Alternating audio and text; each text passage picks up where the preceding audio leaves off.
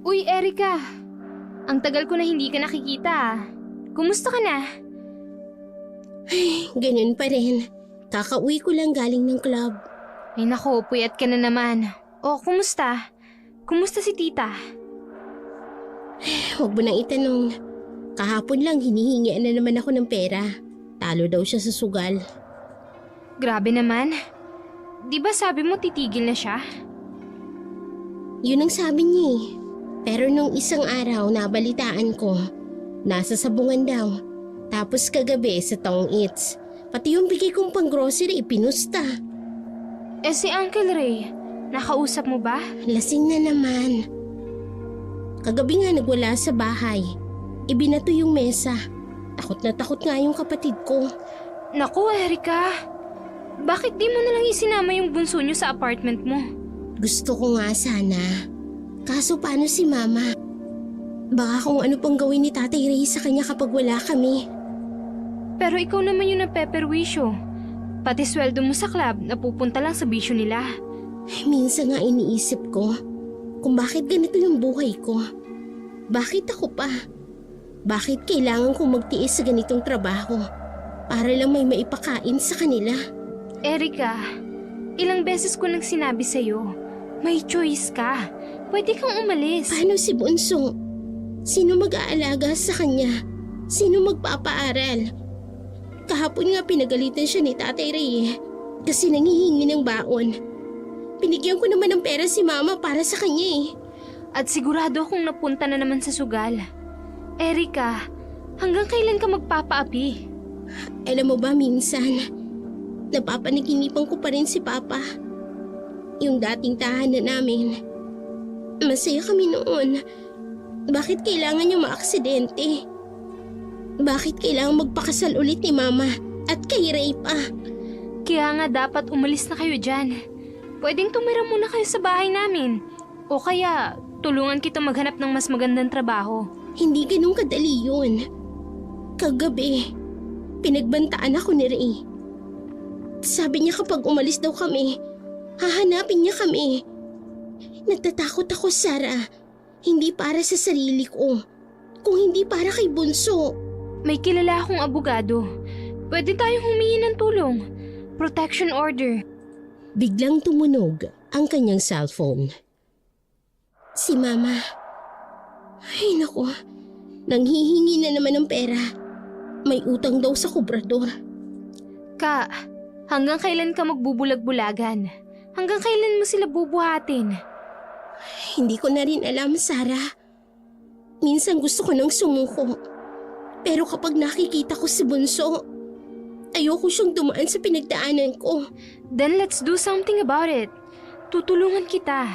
May kaibigan akong social worker. Marahang naglakad-lakad si Erica sa madilim na iskinita. Bitbit ang pagod na katawan mula sa club. Nakasalubong niyang kaibigang si Sarah sa tindahan ni Aling Berta. Erica! Kanina pa kita tinatawagan ah. Sorry. Hindi kasi ako pwedeng mag-cellphone. Nasa work ako eh. Nagpatuloy ang dalawa sa paglalakad. Ang dating masayang kalye sa kanilang kabataan ay ngayon naging saksi sa mga hindi masabing kwento. 20 minuto ang lumipas. Papalapit na si Erica sa kanilang bahay. May kakaibang kabog sa dibdib niya. Napansin niyang bukas ang ilaw sa kusina. Hindi magandang sinyalis ito sa ganitong oras ng madaling araw. Nasaan na yung babaeng yan? Dahan-dahang binuksan ni Erica ang pinto. Amoy alak at sigarilyo ang buong bahay. Nakita niyang kanyang padrasto na nakaupo sa hapag, may hawak na bote. Lumating ka pala. Saan ka galing ha, prinsesa? Galing ako sa trabaho. Tito Ray. Tito Ray. Tatay! Ilang beses ko bang sasabihin sa'yo? May pera ka? Kailangan ko po kasing ibayad sa... Tinatanong kita kung may pera ka! Nanginginig na binuksan ni Erica ang kanyang bag. Kinuha ang 1,000 piso, kalahati ng kanyang kinita ngayong gabi. Ito lang. Ganito ka ba magpalaga sa tatay mo? Lumabas naman ang kanyang ina mula sa kwarto, ang matay na mamaga dahil sa pag-iyak. Erica anak, pasensya na. Natalo kasi ako kanina. Pwede bang... Ma, yung perang ibinigay ko kahapon para sa uniform yun ni Jackie. Anak, nadraw kasi ako sa sugal. Konting dagdag lang sana. Narinig ni Erica ang mahinang pag-iyak mula sa kabilang kwarto. Si Jackie, ang bunso niyang kapatid, pilit na pinipigilan ng sarili na lumuha. Ano? Titingin-tingin ka lang? Wala ka na ibang pera? Wala na po. Sinungaling! May naitago ka pa siguro? Ano ba talaga trabaho mo sa club na yon, ha? Sa mga sandaling yun, parang gusto nang sumabog ng dibdib ni Erica. Gusto niyang isigaw ang lahat, ang pagod, ang sakit at ang galit. Pero katulad ng dati, tahimik siyang tumungo sa kanyang kwarto, hawak ang natitirang pera para sa baon ni Jackie. Pagkapasok ni Erica sa kwarto, dahan-dahan siyang napasandal sa pinto. Rinig na rinig pa rin ang sigaw at ang galit na si Ray sa labas. Buksan mo tong pinto! Hindi pa tayo tapos mag-usap! Tama na yan, Ray. Lasing ka na. Tumahimik ka! Ikaw ang dahilan kung bakit ako nagiinom! Napatingin si Erica sa katabing kama kung saan nakatalukbong si Jackie, nanginginig sa takot. Jackie, bunso, gising ka pa? Lumabas ang ulo ni Jackie mula sa kumot. Namumula ang kanyang mga mata. Natatakot ako. Yumakap si Erica sa kapatid habang patuloy ang kaguluhan sa labas. May narinig silang nabasag. Mukhang TV na naman ang biktima. Ray, tama na naman. Magigising na yung mga kapitbahay. Hindi magising sila para malaman nila kung gaano kasawa ang pamilya mo. Huwag mo kong papabayaan, ha? Hindi kita iiwan. Pangako. Kinuha ni Erica ang cellphone. May mensahe ito galing kay Sarah. Binasa niya ito. Ka, kung kailangan nyo ng tutuluyan, bukas ang pinto ng bahay namin kahit anong oras. Tumingin si Erica kay Jackie pagkatapos sa maliit niyang bag na nasa sulok. Matagal niya nang pinag-iipunan ng perang nakatago roon. Para sana yun sa pag-aaral ni Jackie. Ate, yung uniform ko. Huwag kang mag-alala. May naitatabi pa naman akong pera. Bukas bibili tayo, ha? Biglang may malakas na kalabog sa pinto. Erica! Alam ko may pera ka pa! Ilabas mo na yan! Napatingin si Erica sa bintana. 2 palapag lang ang taas ng kwarto nila. Sa baba ay may malaking kahon ng mga lumang damit. Jackie, gusto mo bang lumayo muna tayo? Pero, paano si Mama? Sa labas, narinig nilang iyak ng kanilang ina at ang pagbagsak ng mga gamit. Hinawakan nito sa kamay si Jackie. Bunso, hindi kita hahayaang lumaki sa ganitong lugar. Hindi ka dapat na matakot sa sarili mong bahay. Tumango si Jackie at dahang-dahang binuksan ni Erica ang bintana. Inayos niya ang mga unan sa kama para magmukhang may natutulog. Kinuha niya ang bag na may lamang pera at ilang damit. Huling pagkakataon mo na to! Bubuksan mo ba? O sisirahin ko tong pinto? Tinulungan ni Erica si Jackie na bumaba gamit ang lumang fire exit. Pati siya ay dahan-dahan ding bumaba. Nang makalapag na sila, hinawakan niya ang kamay ng kapatid at tumakbo sila palayo sa bahay, palayo sa sigawan, sa takot at sa sakit. Humahangos na naglalakad ang magkapatid sa madilim na kalye. Tanging ilaw ng mga poste ang tanging gabay nila. Mahigpit ang hawak ni Erica sa kamay ng kanyang kapatid. Ate, saan na tayo pupunta? Kay Sara na muna tayo, bunso. Malapit lang naman. Maya-maya ay narinig nila ang malakas na sigaw mula sa direksyon ng kanilang bahay. Buwisit! Umalis na sila! Ate, tumakbo na tayo, bunso, ah. Dali na. Tumakbo ang magkapatid sa dilim. Rinig ang mga yapak nila sa basang aspalto. Pagdating sa kanto, nakasalubong nila si Mang Ben, ang tindero ng balot. Erica? Jackie? Bakit kayo? Tay, kung may makita kayong naghahanap sa amin, huwag niyo pong sabihin na dumaan kami rito, ha? Nakita ni Mang Ben ang takot sa mata ng magkapatid. Tumango naman ito. Oh, sige anak. Ingat kayo. Ilang minuto pa ang lumipas. Nakarating na din sila sa bahay ni Sarah. Kumatok si Erica. Anong nangyari? Sarah, patago na muna kami. Mabilis na pinapasok ni Sarah ang magkapatid. Rinig ang mga aso sa kalye. Mukhang may naghahanap na. Pumasok kayo sa kwarto ko, dali. Sa loob ng kwarto, nakaupo si Jackie sa kama. Yakap ang backpack.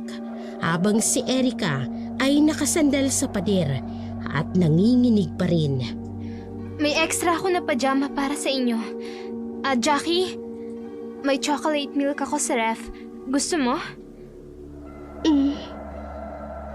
Paglabas ni Sarah, napatingin si Erica sa kanyang cellphone. 13 missed calls mula sa mama niya. Binasa niya rin ang text message na galing dito. Anak, patawad. Bumalik na kayo. Galit na galit si Ray. Sunod-sunod na text ang natanggap ni Erica. Sagutin mo naman ang tawag ko. Kung nasan man kayo ni Jackie, mag-iingat kayo. Sorry, anak. Sorry talaga.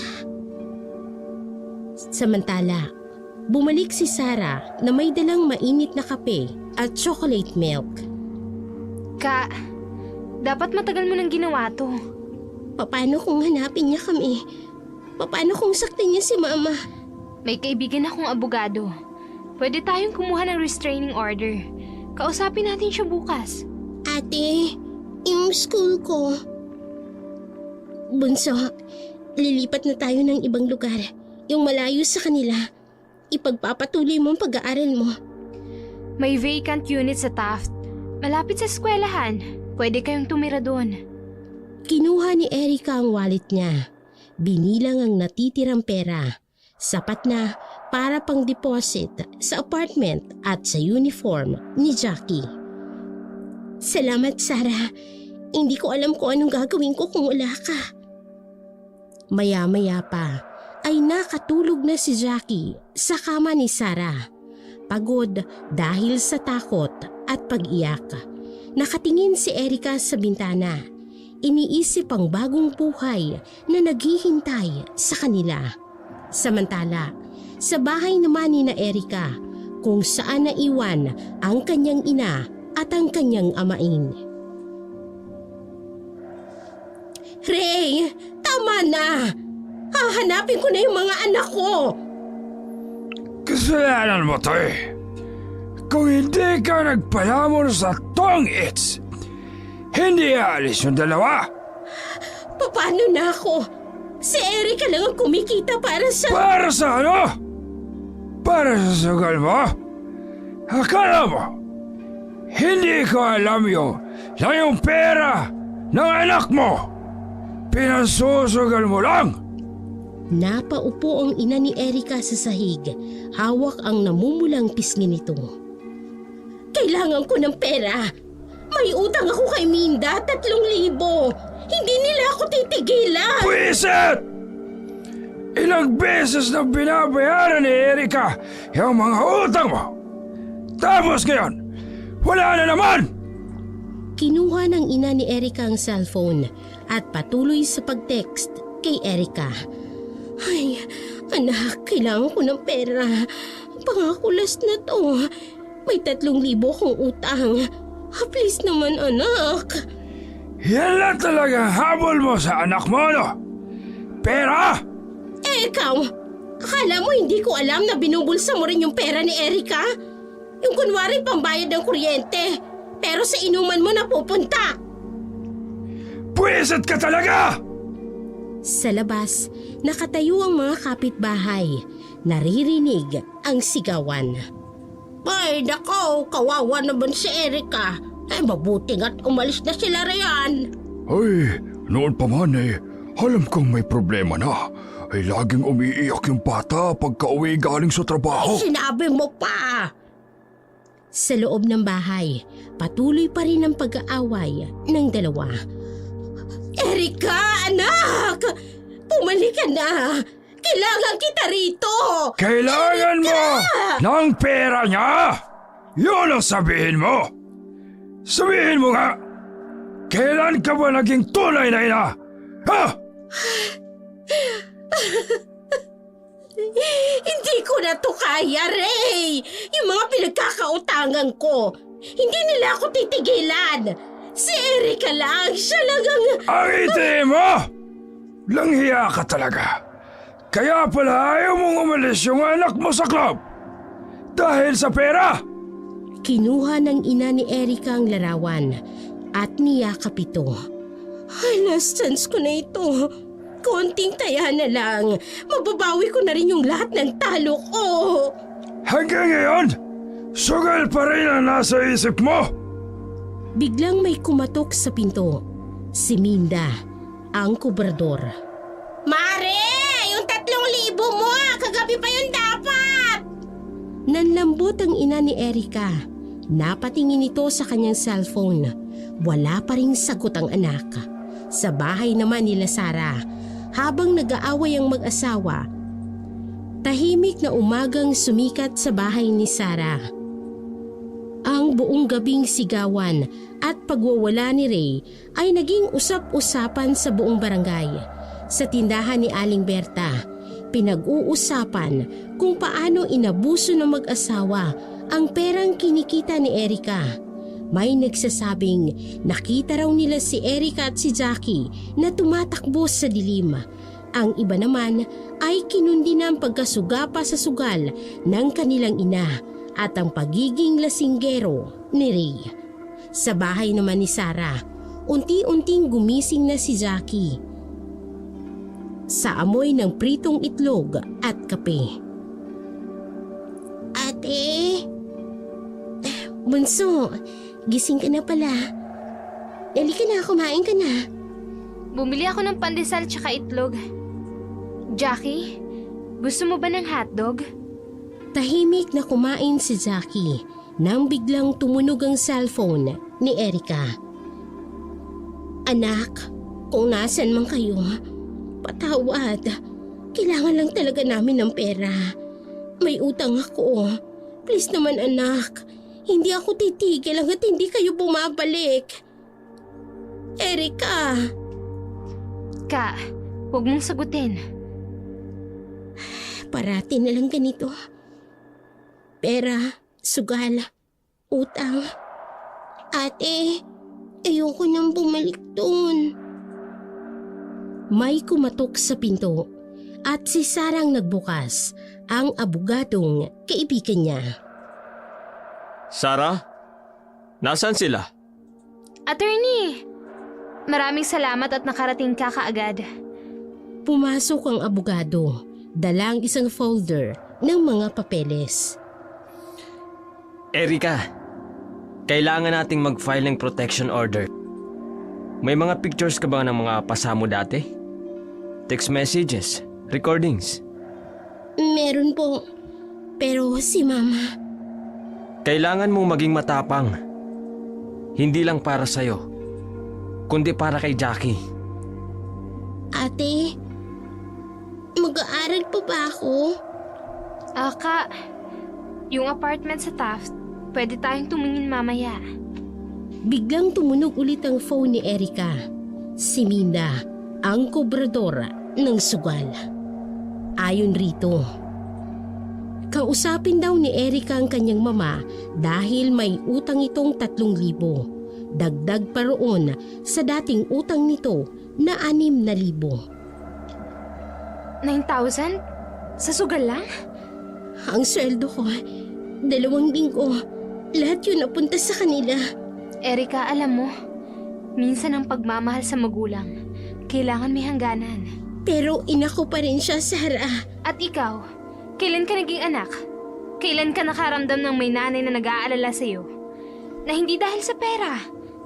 Tumunog ulit ang cellphone ni Erica. Pangalawang text message ito ng kanyang ina. Ayon rito, maawa na raw si Erica sa kanyang mama. Hinahanap na raw ito ng mga pinagkakautangan nito. Nakikita mo to? Hindi man lang tinanong kung okay ka, kung kumain ka na, at kung ligtas kayo ni Jackie. Paano kung may nangyari sa kanya? At papaano naman kung may mangyari sa'yo? Diyan sa kapatid mo. Erica, hayaan mong maramdaman niya ang sakit ng problema niya. Hayaan mong maranasan niya kung gaano kahirap maghanap ng pera para malaman niya kung gaano kasakit yung ginawa niya sa anak niya. Umiyak si Erica at niyakap ang sarili. Ilang taon ka nang nagpapakahirap sa club. Ilang gabing umuuwi kang umiiyak kasi pinapagalitan ka ng customer. Tapos ang kapalit, mapupusta lang sa sugal. Ang hirap, Sarah. Ang hirap na maging matigas. Hindi yan pagiging matigas ka. Yan ang pagiging matapang. Para sa'yo at para kay Jackie. Hayaan mong matutunan ng mama mo na hindi ka ATM machine. Lumapit si Jackie sa kanyang ate at niyakap ito. Ate, ayoko nakikita kang umiiyak. Erica, kung totoong nagmamahal sa'yo ang mama mo, hahanapin ka niya hindi dahil sa pera. Hahanapin ka niya dahil inaalala ka niya. Pero tingnan mo pera pa rin ang bukang bibig. Muling tumunog ang cellphone ni Erica. Tumatawag ang kapitbahay nila. Ay, Erica, naku! Alam mo ba, nandito kanina si Minda. Tapos nagwawala na naman yung baba mo. Ay, hinahanap ka. Pero alam mo ba kung bakit? Abay, may bagong sugalan daw. Birthday pa daw ng kumadre, kaya yun. Nawala na daw siya ng pambiyahe. Eh, yun lang. O, sige na. Papain na. Oh, kita mo? Kahit ngayon, sugal pa rin ang iniisip niya at hindi ikaw. Tama ka. Tama ka, Sarah. Hanggang kailan ako magpapakamartir? Hanggang kailan ko sila bubuhatin? Let her fall, Erica. Minsan, kailangan ng tao mahulog para matutong tumayong mag-isa. Ate, dito na lang po tayo kay Ate Sarah. Oh, tara na. Tingnan natin yung apartment sa Taft. Malayo sa kanila. Malayo sa problema. Panahon nang mag-umpisang muli ka. Habang nag-uusap sina Sarah at Erica, may kumatok sa pinto. Si Danilo, tindero ng isda sa palengke, na matagal nang may lihim na pagtingin kay Erica. Madalas siyang dumadaan sa club noon para maghatid ng pagkain kay Erica tuwing break nito. Napag-alaman niya mula sa tsismis sa palengke ang nangyari kagabi. Kuya Dan? Nagdala ko ng fresh na galunggong para kay Erica. Namula si Erica nang makita si Danilo. Ilang buwan niya na ring napapansin ang tagong pagmamahal nito. Dan, salamat pero Naku, tumuloy ka, Kuya Dan. Halika, pasok. May vacant na apartment sa pinsan ko sa Pasay. Malapit sa eskwelahan. Tahimik doon. Ate Sara? Siya po si Kuya Dan, yung lagi pong nagbibigay ng pritong isda kay ate. Napangiti si Sara. Naalala ang mga kwento ni Erica tungkol sa misteryosong tagahatid ng pagkain. Kung gusto nyo, pwede kong kausapin ang pinsan ko. Mas murang renta doon kumpara sa Taft. Dan, salamat ha, pero ayoko nang makaabala. Ka, minsan ang biyaya ng Diyos nakakalampas dahil pinapalampas pa natin. Tingnan mo oh, may nagmamalasakit sa'yo. Hindi mo ko kailangan sagutin, Erica. Gusto lang kitang matulungan. Ayaw kong nakikita kang nahihirapan. Natahimik si Erica. Napatitig sa mga mata ni Danilo. Mata ng totoong nagmamalasakit. Kuya Dan, kailan natin pwedeng tingnan yung apartment? Pwede mamaya. Hatid ko kayo. May sasakyan naman ako eh. Yung pick-up na gamit ko sa pagde-deliver ng isda. Ate, pwede ba akong sumama? Napangiti si Erica sa kauna-unahang pagkakataon matapos ang mahabang gabi. Minsan ang mga sagot sa dasal natin, nasa harap lang pala natin. Hindi lang natin pinapansin. Sa lumang pick-up ni Danilo, tahimik na nakasakay ang magkapatid. Nakaupo si Erica sa gitna, sa pagitan ni Sara at ni Danilo na nagmamaneho. Sa likod naman, nakaupo si Jackie. Masayang pinapanood ang mga gusaling na dadaanan nila. Kuya Dan, ang galing mo pong magmaneho. Sanay na. Araw-araw na nagde-deliver ng isda eh. Naku, type ka talaga nito no? Tumigil ka nga.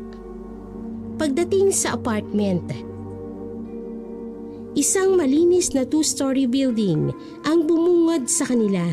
May maliit na garden sa harap. Dan, sila ba yung sinasabi mo? Chong, si Erica po. At ang kapatid niyang si Jackie. Ipinakita ni Mang Tonyo ang unit. May 2 kwarto, maliit na kusina at living room. Malinis ang pintura at maaliwalas. 5,000 lang ang renta. Kasama na yung tubig. Ang mura naman po. Kay Dan na lang ako maniningil. Basta mga kaibigan niya. Pamilya na rin namin. Napatingin si Erica kay Danilo na nakayuko at nahihiya. Ate, may bintana rito oh. Kita yung park. May eskwelahan din po malapit. 5 minutes walk lang. Dan, hindi ko alam kung paano magpapasalamat. Hinawakan nito ang balikat ni Erica. Pwede kang magpasalamat sa akin. Kung tatanggapin mo yung trabaho sa kaibigan kong may restaurant, kailangan nila ng cashier. Ka, perfect yan. Di ba magaling ka sa math? Ay nako, mabait pa yung si Dan. Hindi niya sinasabi sa'yo. Pero siya ang nagbayad ng advance. Chong naman.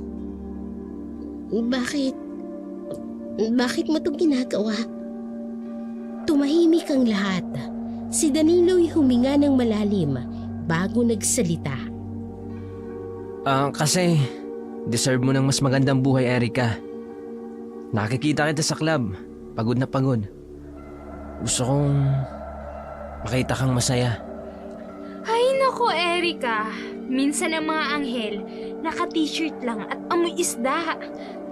Natawa silang lahat, pati na rin si Jackie na bumalik sa sala. Ate, dito na tayo ah. Please. Tumingin si Erica sa paligid, sa malinis na unit, sa ngiting mukha ni Mang Tonyo, sa excited na kapatid at sa mapagkalingang si Sara at kay Danilo na sa wakas ay nagtapat na ng kanyang nararamdaman sa pinakasimpleng paraan sa pamamagitan ng tunay na pagtulong.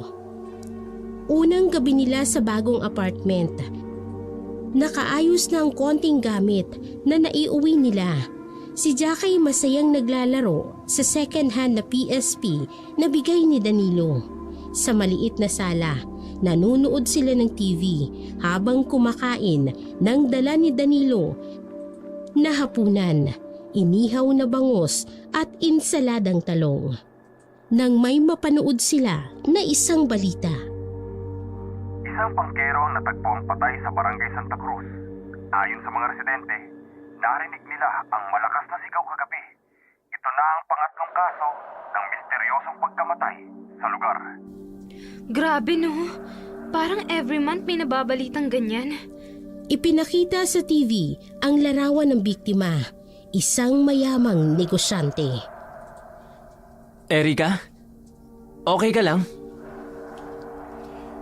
Ang biktima na si Ramon Villafuerte ay may sugat sa leeg at dibdib. Ayon sa mga residente, posibleng gawa ito ng...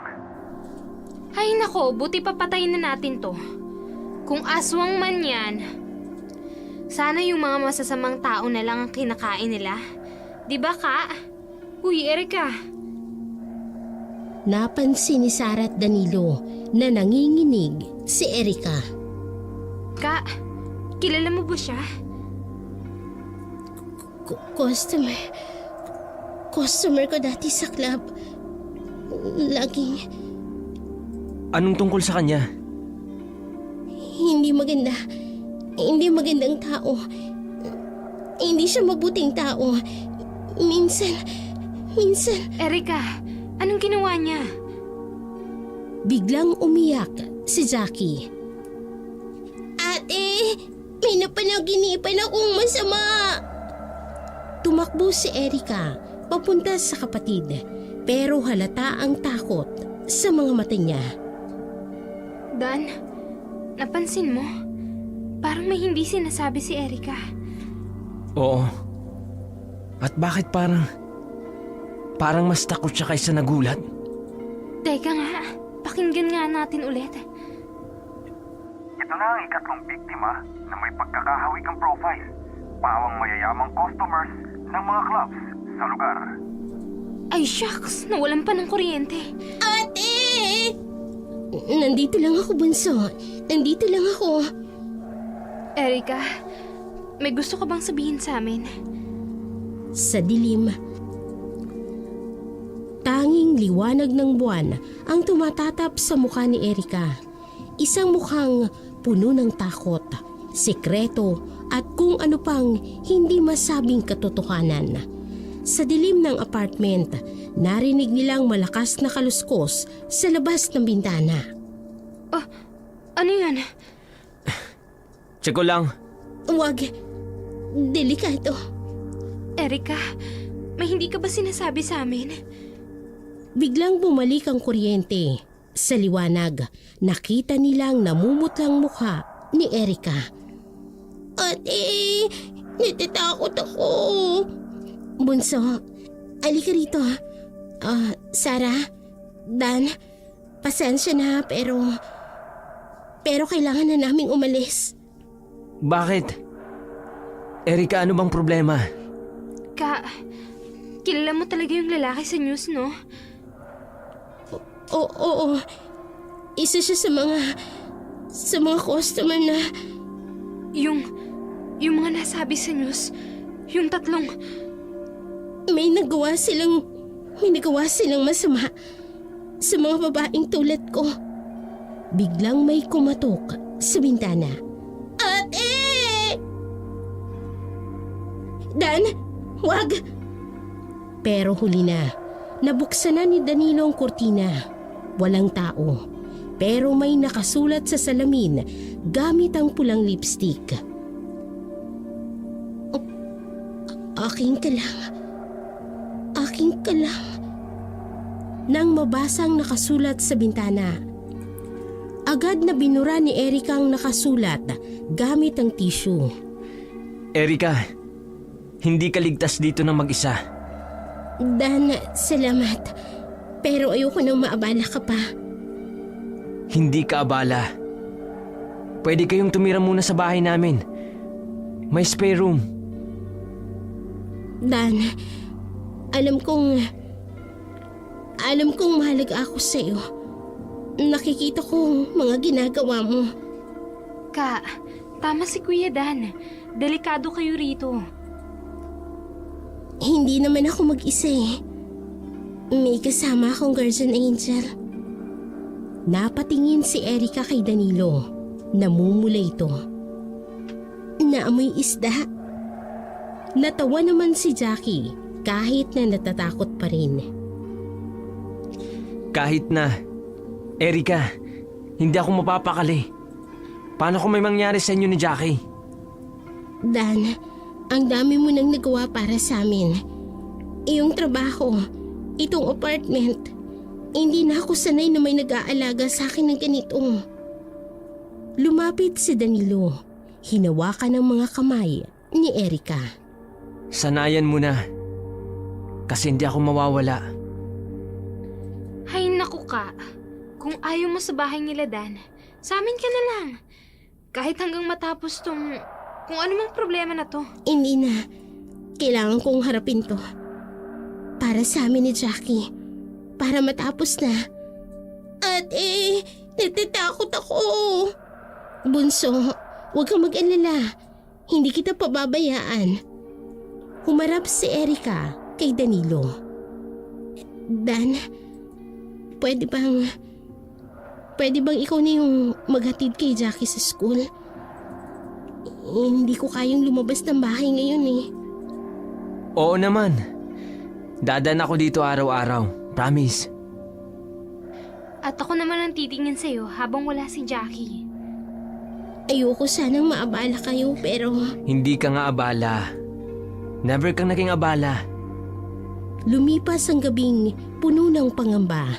Kinaumagahan, inihatid ni Danilo si Jackie sa school habang si Sarang nagbabantay kay Erica. Nang dumating na ang hapon, kailangan nang pumasok ni Erica sa club. Samantala, sa loob ng club, Erica! Ay, buti bumalik ka! May sorpresa ka! pagpasok ni Erica sa dressing room, ay nagulat ito. Puno ng pulang rosas ang kanyang espasyo. May kasama itong note. Para sa pinakamagandang babae sa club. Marcos. Ay, grabe ka girl. Type ka talaga ng business tycoon. Yung dating customer ni Ramon. Nanikip ang dibdib ni Erica. Naalala niya ang huling gabing nakita niya si Ramon. Ang gabing bago ito natagpo ang patay. Naalala niya ang matatalim na titig ni Marcos sa dati nitong customer. Naputol ang alaala ni Erica nang may kumatok sa pinto ng dressing room. Oy girl, hinihintay ka na ni Sir Marcos, nasa VIP room. Dahan-dahang binuksan ni Erica ang pinto ng VIP room. Nakaupo roon si Marcos, nakangiti at may hawak na red wine. Erica, finally, napansin din kita. Hinawakan ng kamay ni Erica. Alam mo, napakaganda mo. Hindi ka dapat nandito. Sir Marcos. Marcos na lang. Gusto kitang makilala ng lubusan, Erica. Kinuha ni Marcos ang isang maliit na kahon sa kanyang bulsa. Simple lang to. Pero sana magustuhan mo. Nang buksan nito ang kahon ay isang magandang diamond necklace ang bumungad. Hindi ko pwedeng tanggapin to.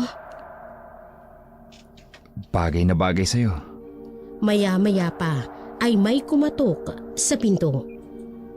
Sir Marcus, important call po sa lobby. Erica, pwede ba kitang mayaya mag-dinner? Sa labas ng club. Gusto kitang makilala. Bilang ikaw, hindi bilang dancer. Marcos, hindi ko alam. Please, walang mali siya. Gusto lang kitang makilala. Tumango si Erica. First time niyang makaramdam ng ganitong klaseng pagmamahal. Walang halong kasamaan at purong intensyon. I'll pick you up tomorrow, 7 p.m., okay? Sige, pero simple dinner lang ha? Lumipas ang araw, linggo at buwan. Ang dating tahimik na buhay ni Erica ay napuno ng mga text message tuwing umaga, mga surprise flower deliveries sa apartment at mga random na I miss you sa gitna ng araw. Si Marcus, sa kanyang edad na 44, ipinakita kay Erica ang tunay na pagmamahal na hindi niya naranasan noon. Tuwing Sabado, otomatikong ang kanilang dinner date, minsan sa isang mamahaling restaurant, minsan sa isang simpleng karinderya, basta't magkasama sila. Hindi alintana ni Marcus ang mga bulong-bulungan ng iba tungkol sa kanilang age gap. Para sa kanya, si Erica ang nagbalik ng ningning ng kanyang buhay. Si Jackie naman ay unti-unting natutong tawaging Kuya Marcus ang binata, lalo na't hindi nito nalilimutang magdala ng libro at pagkain para sa bata. Minsan ay sinasamahan niya pa itong maglaro sa park. Ang dating si Erica na may takot sa gabi, na may mga multo ng nakaraan, ay unti-unting nawala. Pinalitan ito ng isang babaeng mas masaya, mas maganda, at higit sa lahat, tunay na minamahal. Sa mga mata ni Marcus, makikita niyang sarili hindi bilang isang club dancer, kung hindi bilang isang babaeng karapat-dapat sa tunay na pagmamahal. At sa bawat yakap at halik at simpleng paghawak ng kamay, ang puso ni Erica ay unti-unting nahuhulog, hindi dahil sa mga mamahaling regalo o pangakong magandang buhay, kung hindi dahil sa purong pagmamahal na ipinapakita ni Marcus, isang pagmamahal na walang hinihinging kapalit. Puno ng ngiti si Erica nang bumaba ito sa kotse ni Marcus. 12:00 na ng gabi, mas mahaba ang date nila ngayon dahil first anniversary date nila. Dala-dala ang bouquet ng roses. Paakyat niya siya sa apartment nang biglang nakaupo si Danilo sa hagdan, may bakas ng galit sa mga mata. Erica, Dan, bakit ka nandito? bakit? Nagtatanong ka pa? Si Jackie, 2 oras nang umiyak sa bahay namin. Alam mo ba kung anong oras na? Ha? Bakit nasa inyo si Jackie? Kasi wala ka. Wala ka na naman. Katulad ng nakarang linggo. At ng linggo, bago yun. Palagi ka nalang wala. Dan, may date lang ako kay Marcus. Marcus? Marcus? Palagi na lang si Marcus. Napapabayaan mo na si Jackie. Ang kapatid mo. Para saan? Para sa isang lalaking pwedeng maging tatay mo? Wala kang karapatang... Wala akong karapatan? Ako? Ako na naghatid sa'yo rito? Ako na naghanap ng trabaho para sa'yo? Ako na laging nandyan para kay Jackie na kapag wala ka. Dan, teka lang, hindi ko maintindihan. Hindi mo maiintindihan. Bulag ka ba? O nagbubulag-bulagan? Erica, simula nung dumating yung Marcos na yun, nawala ka na. Yung Erica na kilala ko, yung ate na sobrang mapagmahal sa kapatid niya, nasaan na? Nabitawan ni Erica ang bouquet. Alam mo bang kanina, nung umiyak si Jackie, alam mo kung anong sabi niya? Kuya Dan, baka nakalimutan na ako ni ate. Hindi totoo yan. At alam mo kung bakit galit ako?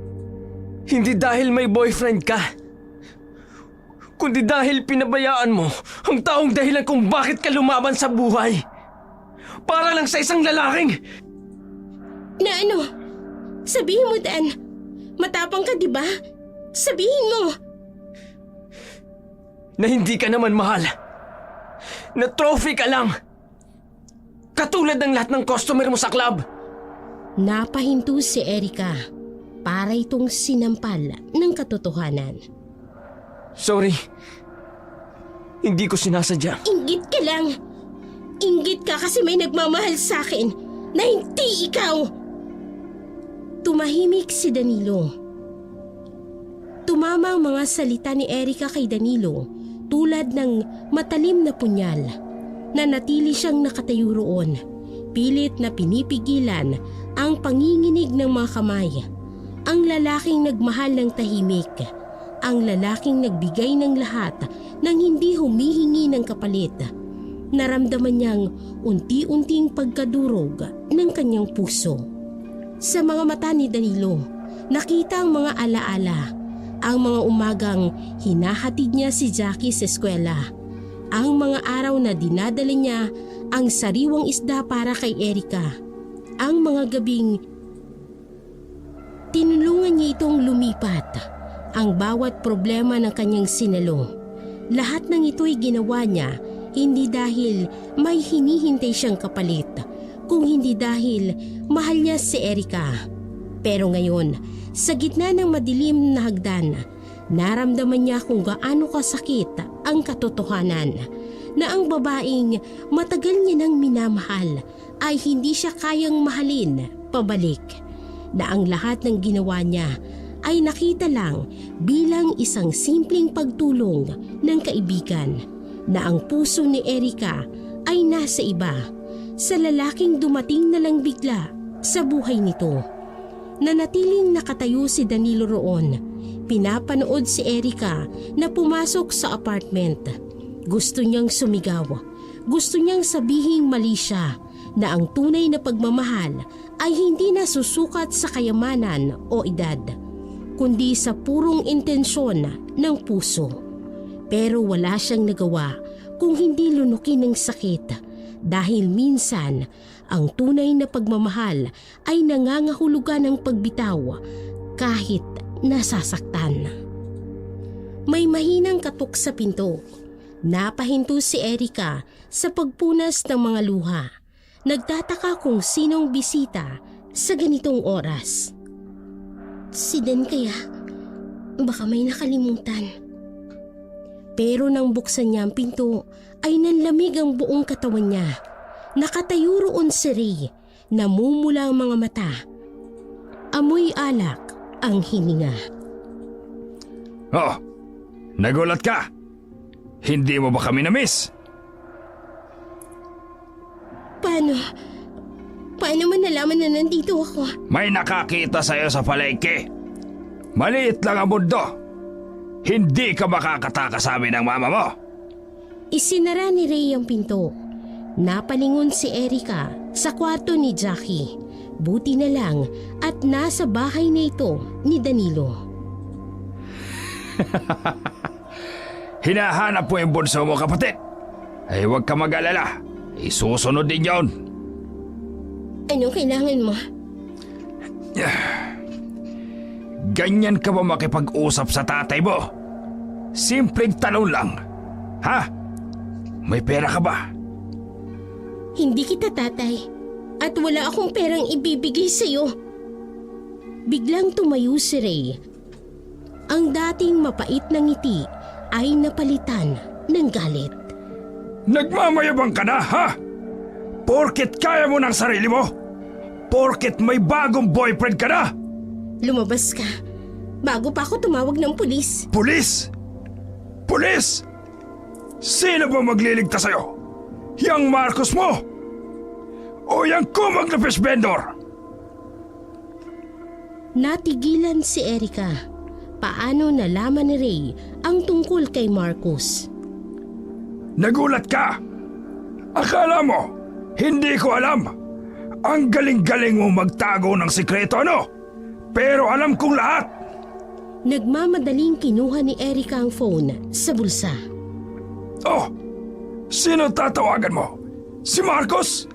Yang matandang boyfriend mo? O yang isang yan? Si Danilo? Ano ba? Ibalik mo yung phone ko! Oh, tingnan mo nga kung gaano kita kakilala. Alam ko yung bagong trabaho mo bilang cashier. Alam ko yung boyfriend mong matanda. Pati yung tangang fish vendor na nagmamahal sa'yo. May bago kang ang trabaho bilang cashier. Bumalik ka rin naman sa club. Sa mga sandaling yun, narinig nila ang mga yapak sa hagdan. May paparating. At alam mo pa kung anong nalaman ko? Yung pera mo, pinambabayad mo sa apartment, sa pagkain, sa pag-aaral ng kapatid mo. Pero kami ng mama mo, wala! Biglang bumukas ang pinto. Si Danilo, hingal na hingal, hawak ang susi ng apartment. Erika! Oh, sakto! Dumating na ang knight and shining armor mo! Tumakbo si Danilo sa pagitan ni Ray at Erika. Lumabas ka! Ngayon din! At sino ka para utusan ako, ha? Iniangat ni Ray ang kamao, pero mabilis si Danilo. Hinawakan niya ang braso ni Ray at itinulak papunta sa pinto. Huling babala! Lumabas ka! O akong magsasabi sa pulis kung nasaan ka! Nanlaki ang mga mata ni Ray. Anong ibig mong sabihin? Alam kong may waran ka! Assault battery! Domestic violence! 5 taon na. Kaya ka nga nagtatago sa bahay nila Erika eh. Natigilan si Ray. Unti-unting nawala ang tapang sa kanyang muka. Isang tawag lang. Sigurado akong gusto ng pulis na malaman kung nasaan ka. Napatingin si Ray kay Erika. Pagkatapos ay kay Danilo. Unti-unting ibinaba ang kanyang kamao. Hindi pa tayo tapos! Lumabas si Ray at patabog na isinara ang pinto. Nang marinig nilang bumaba na ito ng hagdan, saka lang huminga ng maluwag si Erika. Dan, Sorry. Hindi ko dapat sinabi yung mga sinabi ko kanina. lumapit si Erika kay Danilo at niyakap ito ng mahigpit. Salamat. Salamat. Hindi na siya babalik. Promise. Hindi ko siya hahayaang saktan ka ulit. Sa labas ng bintana, unti-unting sumikat ang araw. Isang bagong umaga. Isang bagong simula para kay Erika, na sa wakas ay nakahanap na ng tunay na lakas para lumaban sa mga taong nakasakit sa kanya. Nag-iisa si Erika sa apartment, nakaupo sa kama, hawak ang larawan nila ni Danilo. Pasensya ka na, Dan. Hindi naman sa hindi kita mahal. Siguro nga mahal kita sa paraan na hindi ko maipaliwanag. Nakikita ko kung paano ka magmahal. Simple lang. Totoo at walang halong mali siya. Kung pwede lang sana. Kung pwede lang sana ang simple lang din ang buhay. Tumulo ang mga luha niya habang tinitingnan ang diamond necklace mula kay Marcus. Pero pagod na ako, Dan. Pagod na akong magpakahirap. Ilang taon na ba? Ilang gabing umuuwi akong umiiyak galing sa club. Ilang beses na bang narinig ni Jackie na wala akong pambayad sa tuition niya? Ilang beses na bang pinaghirapan kong kumita ng pera para lang ubusin ni Mama sa sugal? Tumayo si Erika at lumapit sa bintana. Si Marcus, alam kong hindi katulad ng pagmamahal mo. At oo, may edad siya. Baka nga trophy lang ako. Pero alam ko kung anong magandang parte.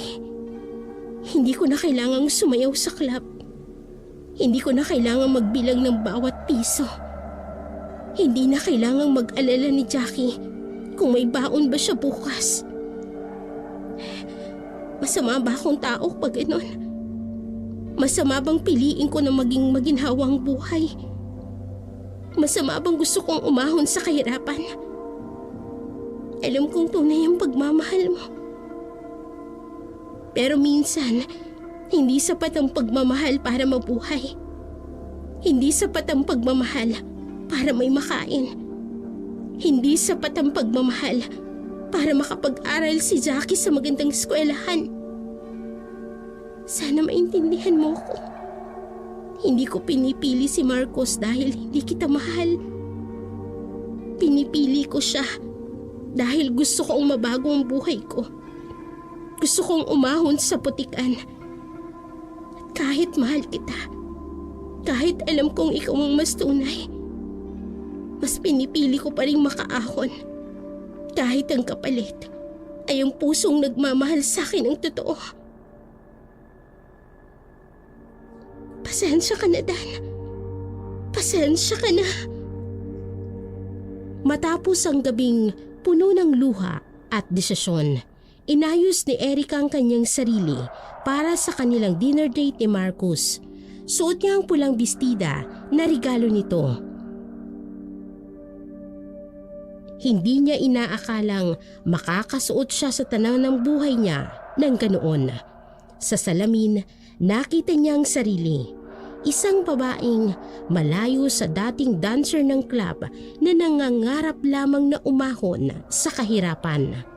Sa labas ng mamahaling restaurant sa Makati, naghihintay ang itim na Mercedes ni Marcos. Nang makita siya nito, napangiti ito. Isang ngiting puno ng pagmamalaki at pagmamay-ari. You look stunning tonight, my love.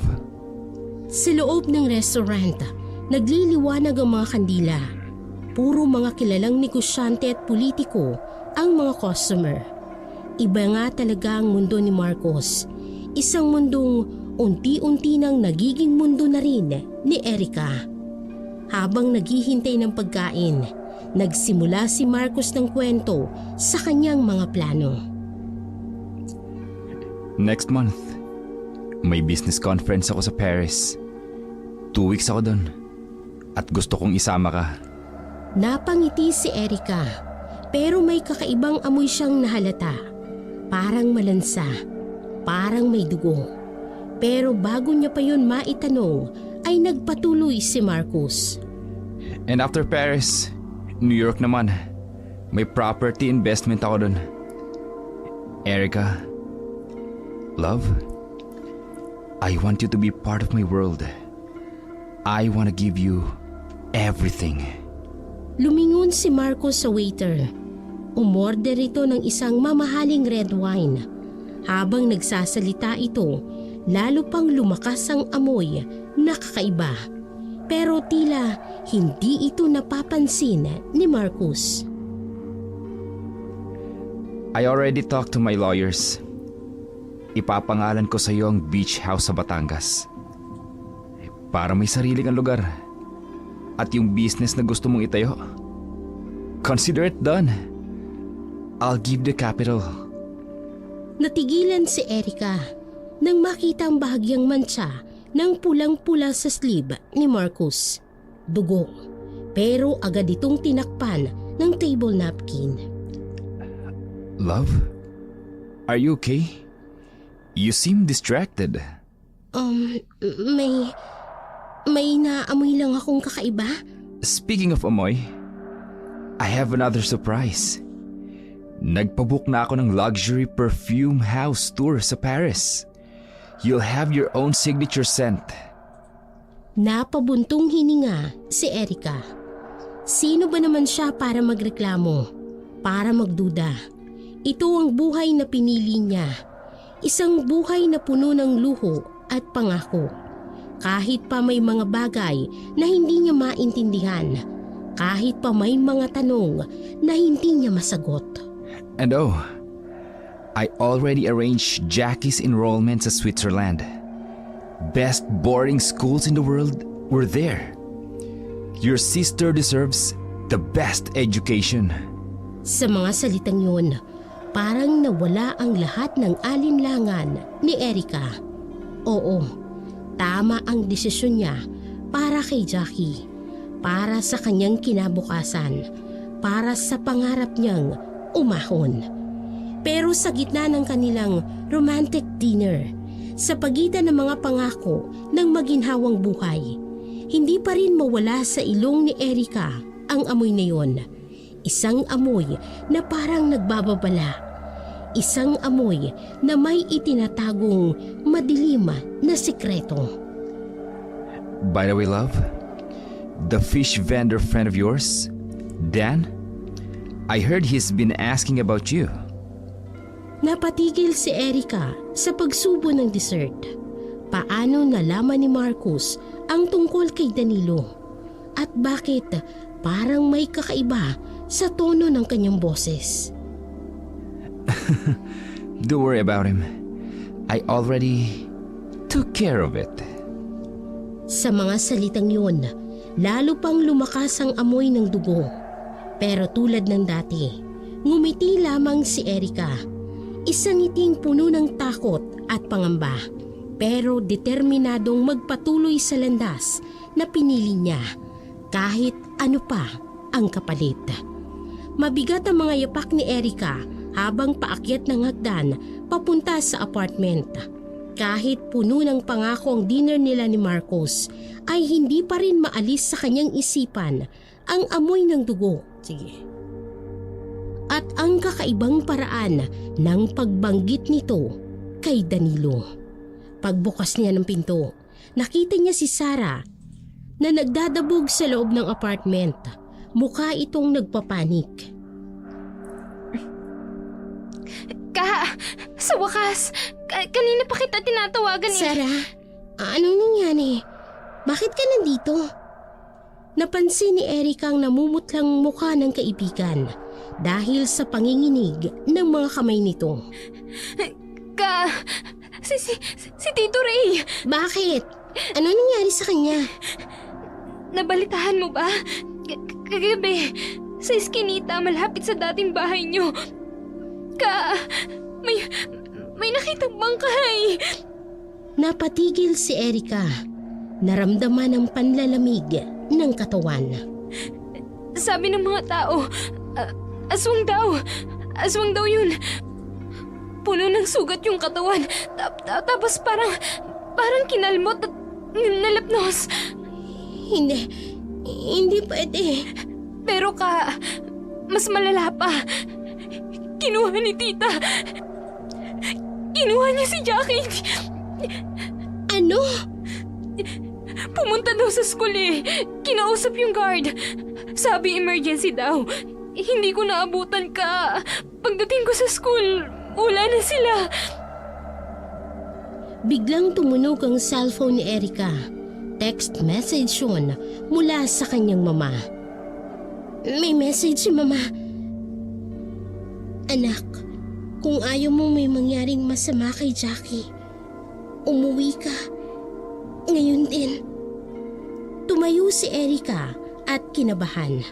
Naaalala niya ang amoy ng dugo sa dinner, ang kakaibang ngiti ni Marcus, ang mga sugat sa sleeve nito. Saan ka pupunta? Kailangan kong kunin si Jackie. Pero delikado. Hindi ba't yan yung dahilan kung bakit ka umalis? Teka, iti-text ko si Dan. Hindi. Natigilan si Sarah sa bigla niyang pagsigaw. Huwag mong isama si Dan dito. Ayokong madamay pa siya. Kinuha ni Erica ang kanyang bag, pero bago siya makalabas ng pinto, hinawakan siya ni Sarah. Sigurado ka? Parang may kakaiba eh. Yung nangyari kay Tito Ray. Tapos biglang kinuha si Jackie. Napatingin si Erica sa kanyang cellphone dahil may mensahe ito mula kay Marcus. Ayon dito. Had a wonderful evening, love. Sweet dreams. Don't worry about anything. I will always protect you. Lalo siyang kinabahan. Ang amoy ng dugo, ang mga sugat, ang mga salitang, I already took care of it. pero wala siyang choice. Kailangan niyang iligtas si Jackie. Sarah, kung may mangyari, kung hindi ako makabalik. Natatakot ako. Natatakot ako para sa iyo. Promise me, tatawagan mo si Dan. Sabihin mo sorry. Na sana nakinig ako sa kanya. Bago pa makasagot si Sarah, ay mabilis na lumabas si Erica ng apartment. Sa bawat yapak niya pababa ng hagdan, ay bumibigat ang kanyang dibdib.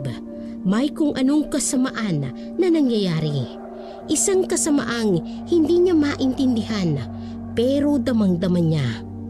Pagdating ni Erica sa dating bahay nila, natagpuan niya ang kanyang ina na nakatayo sa sala. Namumula ang mga mata sa galit. Si Jackie nakaupo sa isang sulok at umiiyak. Ikaw ang may kagagawa nito! Ma, ano bang sinasabi mo? Huwag ka nang magmaang-maangan! Dito huling nanggaling si Ray bago siya napatay! Dito sa apartment mo! Ma, wala akong kinalaman sa... Napakasinungaling mo! Alam mo kung anong sabi ng mga tao? May nakakita raw sa boyfriend mong matanda sa paligid ng iskinita kagabi. At ngayon, patay na si Ray! Pinatay siya ng aswang! Napaatras si Erica. Nagulat sa paratang. Akala mo hindi ko alam? Aswang ang manliligaw mo! Kaya pala laging may namamatay sa paligid mo! Kaya pala laging may dugo! Ma, ano ba yung pinagsasasabi mo? Nababaliw ka na. Hindi ako nababaliw. Tingnan mo nga yung sarili mo. Napakatanga mo. Nagpapakatanga ka sa isang aswang. Pinagkasunduan yung patayin si Reno. Tama na, Ma. Kung alam mo lang kung gaano karaming beses kaming inabuso ni Ray. Kung gaano karaming beses niya kaming pinahirapan. Pero wala kang pakialam. Basta may pera lang na ibibigay sa'yo para sa pagsusugal mo. Hoy! Huwag mo akong pagsasalitaan ng ganyan. Ako ang nanay mo. Nanay? Kailan ka ba naging nanay sa akin? Nung hinayaan mong abusuhin kami ni Ray? O nung kinuha mong lahat ng pinaghirapan kong pera para lang itiya sa sugal? Lumapit si Erica kay Jackie. Hinawakan ang kamay nito. Tara na, Jackie. Uuwi na tayo. Huwag mong dadalhin yung kapatid mo! Bakit? Para gawing pangundut ng pera? Para may pandagdag sa sugal mo? Tumayo si Jackie at mahigpit ang kapit sa ating niya. O sige! Sige! Isama mo yung kapatid mo. Pero tandaan mo, Erica, kapag hindi mo nilubayan yung manliligaw mong aswang, kapag hindi ka tumigil, mapapahama kayo! Alam mo, Ma, tama nga si Sana. Sana hindi na lang ako umuwi rito. Sana hindi ko na lang pinangarap na maging nanay ka uli sa akin. Aswang nga yung manliligaw mo, Erica. Aswang siya! At pati ikaw, magiging aswang rin! Mabilis na lumabas si Erica. Kinalatkad niya si Jackie. Sa kanilang paglalakad palayo, rinig na rinig pa rin nila ang sigaw ng kanyang ina. Mga salitang puno ng galit, takot at paratang. Pero sa isip ni Erica, may bumabagabag. Paano nalaman ng mama niya ang tungkol sa dugo? Paano niya nalaman ang tungkol kay Marcus? Pagkabalik nila ng apartment, naabutan nila si Marcos na naghihintay. May kung anong kakaiba sa mga mata nito. Isang timpla ng pag-aalala at pagmamadali. Erica, I heard what happened. Marcos, paano mo? We need to leave. Now. Hindi naligtas dito. Napatingin si Erica kay Jackie na nakayaka pa rin sa kanya. Nanginginig pa rin ito sa takot. May property ako sa bundok. Malayo sa lungsod. Walang makakahanap sa atin doon. Kinuha ni Marcus ang kamay ni Erica at hinawakan yun ng mahigpit. Love, I promise to protect you, di ba? Kailangan na nating umalis. Ngayon din. Pero si Jackie... Hindi. Hindi natin siya pwedeng isama ngayon. Delikado. Maraming mata. Maraming nagmamasid. Tumulo ang luha ni Erika at niyakap ng mahigpit ang kapatid. Jackie, kailangan ka munang iwan ng ate, ha? Dito ka muna kay Ate Sarah. Ate, ayoko. Sabi mo hindi mo ako iiwan eh. Sandali lang to. Promise, babalik ako kapag maayos na ang lahat. Kapag ligtas na, susunduin kita. Pumasok si Sarah galing sa kusina. Nakikinig pala ito sa usapan. Erika, Sarah, pakiingatan si Jackie, ha? Pakiusap. sigurado ka ba dito? Tumingin si Erika kay Marcus. Sa mga matang nangangakong poprotektahan siya.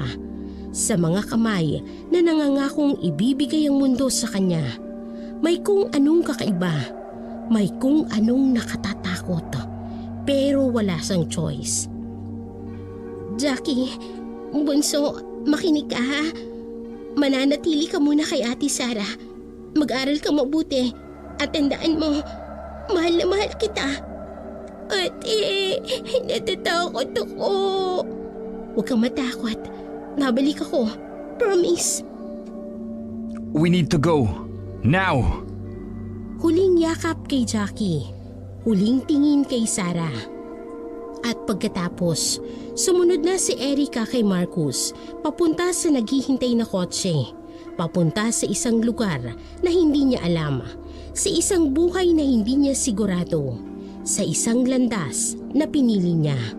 Kahit puno ng takot at pangamba sa kanyang puso. Matagal ang biyahe patungo sa bundok. Habang tinatahak ng kotse ang madilim at likulikong daan, nakasandal si Erika at nakatingin sa bintana. Iniisip si Jackie. Unti-unting napalitan ng mga punong kahoy ng mga gusali ng syudad hanggang sa tuluyan ng nawala ang mga ilaw ng Maynila. Nang sa wakas, tumambad sa kanila ang isang malaking mansyon na tila ginto sa liwanag ng buwan. Isang kastilyo sa gitna ng kagubatan. Mga marmol na hagdan, kristal na chandelier at antik na mga muebles ang bumungad kay Erika. Para siyang napadpad sa ibang mundo. May mga katulong na agad na kumuha ng kanyang mga gamit. Pero napansin ni Erika na kakaibang kanilang kilos. Tila natatakot ang mga ito sa kanya. Hindi siya makatingin ng diretso. May bumubulong pa. Ay, siya na ba ang bago? Oo, ang ikapito. Dinala siya ni Marcus sa isang malaking kwarto. Mas malaki pa sa buong apartment niya. Mga mamahaling damit ay nakaayos na sa kama. Mga alahas na kumikinang sa liwanag. Maliligo lang ako, love. Make yourself comfortable. Nang lumabas si Marcus sa banyo, natigilan si Erika. Nakahubad na ang pang-itaas nito. At sa unang pagkakataon, nakita niya kung gaano ito kagandang lalaki. Matipuno ang dibdib, malapad ang balikat, tila inukit sa marmol ang mga muscles nito. Para siyang Diyos sa sinaunang panahon na bumaba sa lupa. Pero ang lahat ng iyon ay nawala nang mapansin ni Erika ang peklat sa katawan ni Marcus. Hindi ito ordinaryong peklat, kung hindi mga marka na tila mga sinaunang simbolo. At sa kanyang dibdib, may isang malaking tato na tila kumikilos sa bawat paghinga. Hindi makapagsalita si Erika, hindi sa panggigigil sa kagandahan ng katawan ni Marcus, kung hindi sa takot sa mga nakikita niya. Sa mga markang hindi dapat nasa katawan ng isang normal na tao. Lumapit si Marcus at nakangiti. Pero ngayon, iba na ang dating ng ngiting yun kay Erika. May kung anong kakaiba. May kung anong nakatatakot. Palapit ng palapit si Marcus at nakangiti. Pero ngayon, iba na ang tingin ni Erika sa mga matang dati nagpatibok ng kanyang puso. Come here, love. Umatras si Erica, pero napasandal siya sa dingding. Bigla siyang niyakap ni Marcus. Hindi yakap ng pagmamahal, kung hindi yakap ng pagmamay-ari. Marcus, teka. Akala mo, love kita? Na special ka? Katulad ka lang ng mga nauna sa'yo. Mga babaeng naniwala sa pera ko. Sa mga pangako ko. Pinilit ko mawala ni Erica, pero sobrang higpit ng hawak ni Marcus. Ramdam na ramdam niya ang lamig ng katawan nito. Tulong! Tulong! Sigaw ka lang ng sigaw. Rinig ka ng mga katulong. Pero wala silang magagawa. Wala silang dapat gawin. Please! Tulungan niyo ako! Tulong! Sa labas ng pinto, maririnig ang mga yapak ng mga katulong. Pero walang pumasok. Walang tumulong. Para silang mga estatwa. Nakatayo lang at nakikinig sa mga sigaw ni Erica. Alam mo bang ilang babae nang dinala ko rito? Lahat sila katulad mo.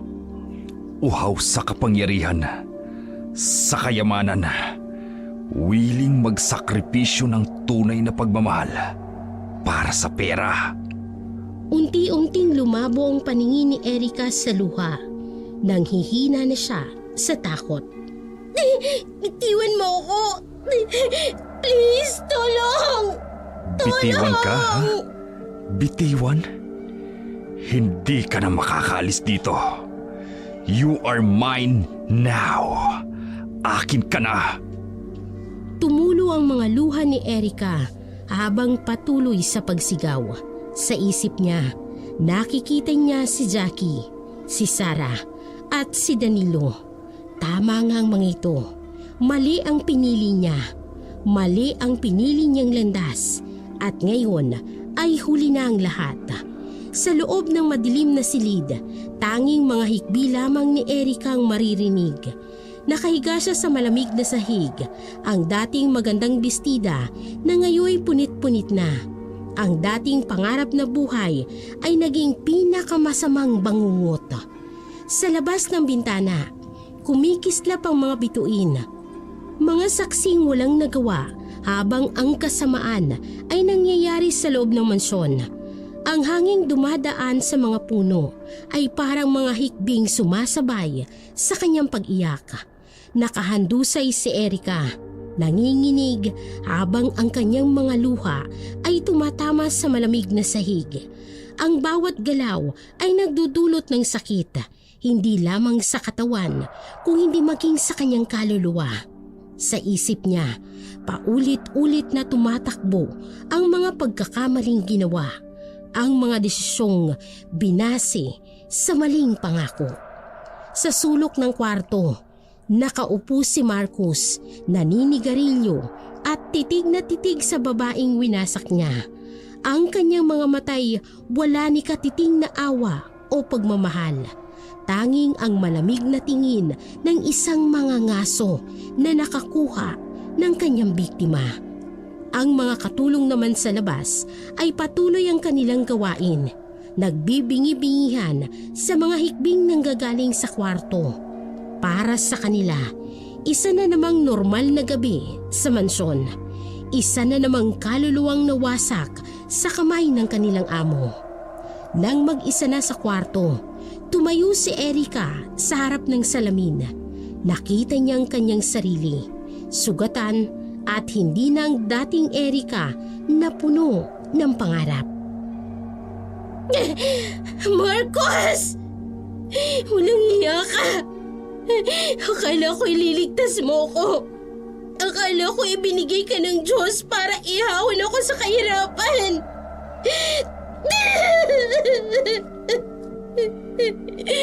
Ano ba talagang gusto mo? Bakit mo ako dinala rito?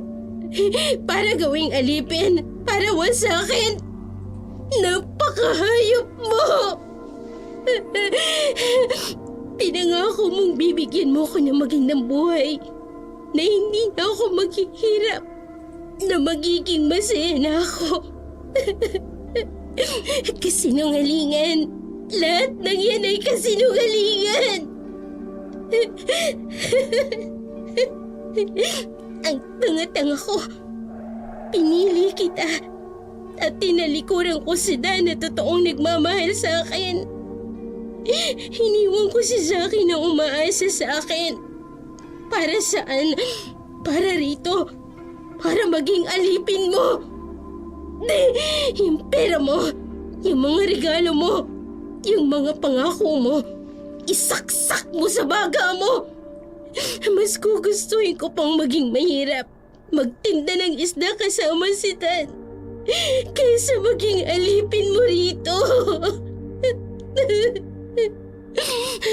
Ang akala ko magiging fairy tale ang buhay ko. Pero ginawa mo itong kasuklam-suklam. Akala ko prinsipe ka. Pero mas masahol ka pa sa halimaw.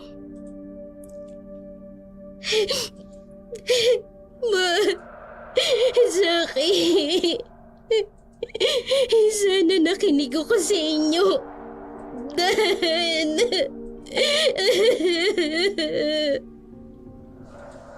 Halika na po, miss. Kailangan ninyong maligo. Hindi. Ayoko. Paalisin niyo ako dito. Pero hinawakan siya ng mga katulong. Mahigpit at malamig ang mga kamay. Wala ka nang magagawa. Ganito talaga rito. Please, tulungan niyo ako.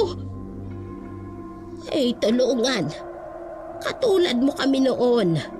Dati rin kaming mga babae. Mga babaeng nangarap. Mga babaeng naniwala sa pera at sa pangako. Ano? Kayo rin? Oo, noong kabataan ko. Marami ka pang hindi alam. Marami pa. Ito na ang bago mong tahanan. Hindi na kayo makakaalis pa. Hindi nyo na rin makikita pang umaga. Nanginginig na napaupo si Erika sa kama. Unti-unting bumagsak ang katotohanan sa kanyang isipan. Jackie, bunso, paano na ang pangako ko? Paano na ang mga plano natin? Dan, tama ka. Dapat hindi ako naniwala sa maling pangako. Dapat nakinig ako sa tunay na pagmamahal. Nagulat si Erika nang biglang bumukas ang pinto ng silid at sa di inaasahang pagkakataon, isang pamilyar na muka ang bumungad sa kanya. Dan? Erika, wala nang oras. Kailangan na nating umalis. Paano ka? Bakit ka nandito? Saka ng kwento. Basta magtiwala ka sa akin. Ngayon lang, please. Sumama ka. Tumakbo sila sa dilim ng mansyon sa pagitan ng mga pasilyo at hagdan. Ang dating mga katulong ay tila nawala ng lahat. Dan, kung makatakas tayo, utang ko sa iyong buhay ko. Hindi ko alam kung bakit mo pa ako sinundan. Hindi ako karapat-dapat sa pagmamahal mo. Biglang naputol ang katahimikan sa mga malakas na alulong, mga aso o kung anuman ang mga yon, papalapit ng papalapit. At sa harap nila, nakatayo si Marcus, pero hindi na ito ang Marcus na kilala ni Erika. Matatalas ang mga kuko, mapupulang mga mata at may kung anong kadiliman sa paligid nito. Erika is mine! Mabilis na humarang si Danilo sa harap ni Erika. Pinunot ang isang lumang rosaryo at mga amulet mula sa bulsa. Hindi mo siya maaangkin! Dan, Anak ako ng huling albularyo sa aming bayan. At hindi kita hahayaang saktan pa siya! sumugod si Marcus Pero hinalang siya ng banal na tubig mula kay Danilo. Nagsimulang matinding labanan, ang kadiliman laban sa liwanag. Hangal! Akala mo ba kaya mo akong talunin? Makikipagpatayan ako para sa babaeng minamahal ko! Nasugatan si Danilo sa braso at napasandal sa puno. Dan! Mag-iingat ka! Unti-unting nakalapit si Marcos kay Danilo. Na-corner niya na ito. Marcos, tama na! Sasama na ako sa iyo. Huwag mo lang saktan si Dan. Pakiusap! Hindi! Hindi kita pababalikin sa impyernong to, Erika! Hindi ako papayag! Tumayo si Danilo kahit naduguan ito.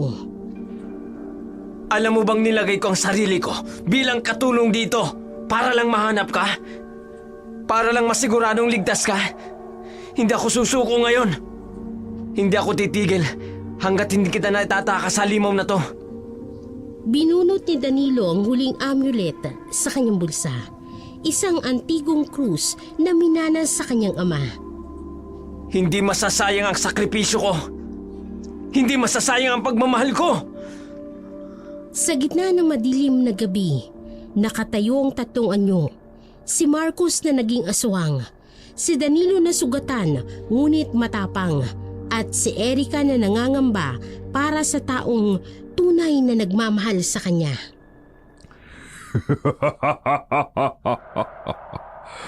Anak ng albularyo, ha? Ilang albularyo ng pinatay ko? Ilang banal na tao ng winasa ko? At sino ka para humarang sa akin? Ako!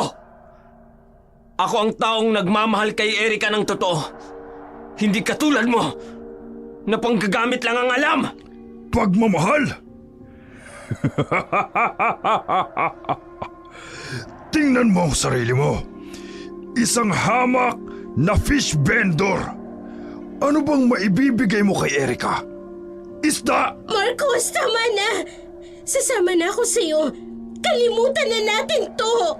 Hindi, Erika. Hindi mo na kailangang magsakripisyo. Hindi mo na kailangang magpakahirap pa. O bakit, Erika? Naaawa ka sa kumag na to? Sa walang kwentang lalaking ito? Hindi siya walang kwenta. Si Dan. Si Dan ang tanging tao na tunay na nagmahal sa akin. Na hindi ako tiningnan bilang isang trophy. Na hindi ako ginamit. Ah, ganon. Eh bakit hindi mo siya pinili? Bakit ako? At bakit ang pera ko? Natahimik si Erika. Ramdam ang bigat ng katotohanan. Kasi nagbulag-bulagan ako. Pinili ko ang maling landas. Pinili ko ang kayamanan kaysa sa tunay na pagmamahal. Erika, makinig ka. Nung una kitang nakita sa club, alam kong may kung ano sa'yo. Hindi lang ganda, kundi kalungkutan. Nakita ko kung paano ka nagsumikap para sa pamilya mo, para kay Jackie. Sentimental na walang kwenta! At nung nalaman kong kasama mo si Marcos, nung nalaman kong may balak siyang masama, ginawa ko ang lahat para mahanap ka. Paano mo nalaman, Dan? Kinausap ko si Mang Tasyo, ang dating kaibigan ng tatay ko. Sinabi niyang may aswang na nanguha ng mga babaeng nangangarap umahon sa hirap. Kaya nagpanggap akong katulong. Kaya ako ginawa lahat para makapasok dito. Kaya pala may kakaiba sa'yo. May amoy kang hindi ko maintindihan. Oo!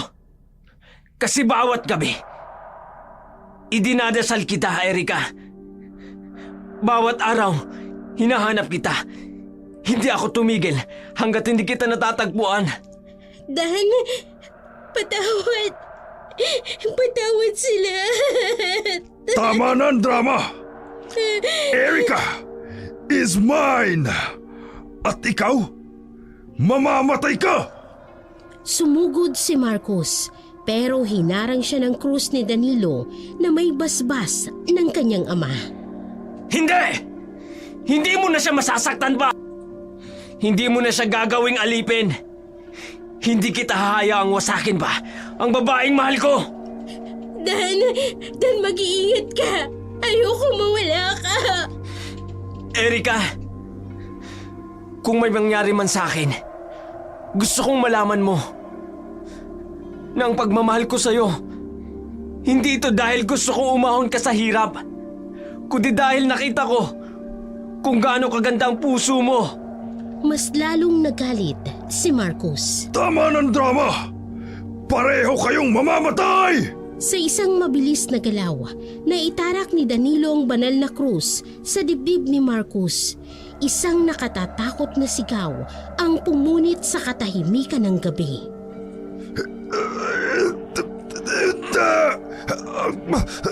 Di maaari! Unti-unting naglaho ang anyong aswang ni Marcos. Bumalik sa kanyang dating anyo habang nakaluhod sa lupa. Paano mo nagawa? Bumagsak si Marcos. Unti-unting naging abo ang kanyang katawan hanggang sa tuluyang maglaho sa hangin. Napaupo si Danilo sa lupa, humihingal at duguan pa rin ang braso. Tumakbo si Erika para alalayan siya. Dan, okay ka lang? Oo naman. Basta ligtas ka. Paano mo nalaman? Paano mo ako nahanap? Huminga ng malalim si Danilo. Hinawakan ng kamay ni Erika. Nung gabing umalis ka, hindi ako mapakali. May kung anong bumabagabag sa akin. Kaya kinausap ko si Mang Tasyo, ang dating albularyo sa amin na kaibigan ng tatay ko. Kaya pala lahat ng katulong dito. Mga dating biktima. Binigyan ako ni Mang Tasyo ng banal na bagay. Mga amulet, rosaryo, at itong krus na minana ng tatay ko. Tinuruan niya akong magpanggap na katulong. Araw-araw, hinahanap kita sa loob ng mansyon.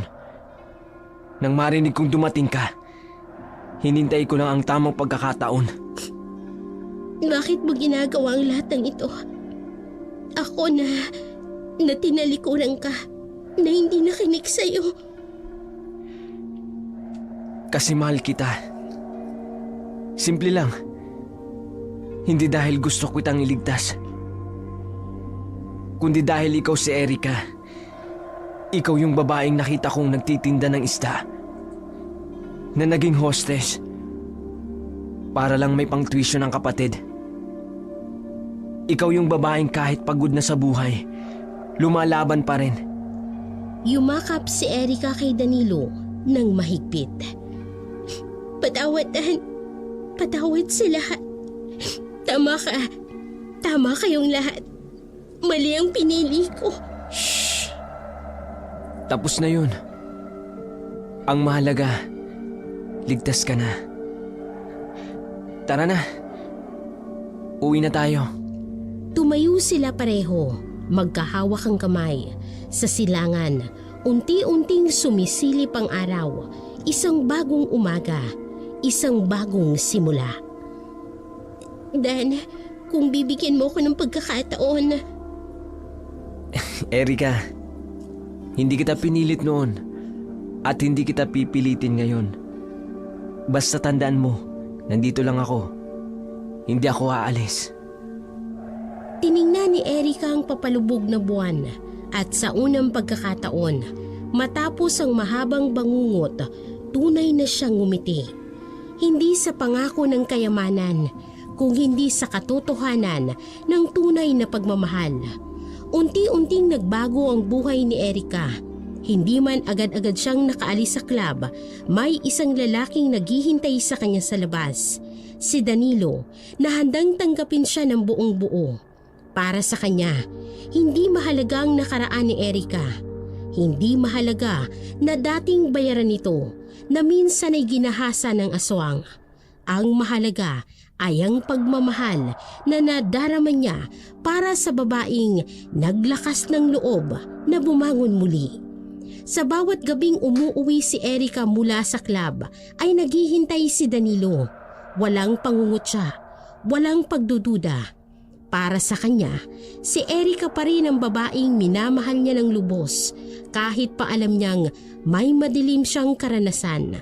Kahit pa alam niyang binabayaran ng kanyang katawan, kahit pa alam niyang minsan ay winasak siya ng isang halimaw. Sa huli, natutunan ni Erica na ang tunay na pag-ahon ay hindi sa mayamang customer o sa pangako ng madaling buhay na matatagpuan. Natagpuan niya ito sa bisig ni Danilo, ang lalaking minahal siya ng buong buo. Kahit ano pa ang kanyang nakaraan, kahit pa gaano kadilim ang kanyang pinagdaanan.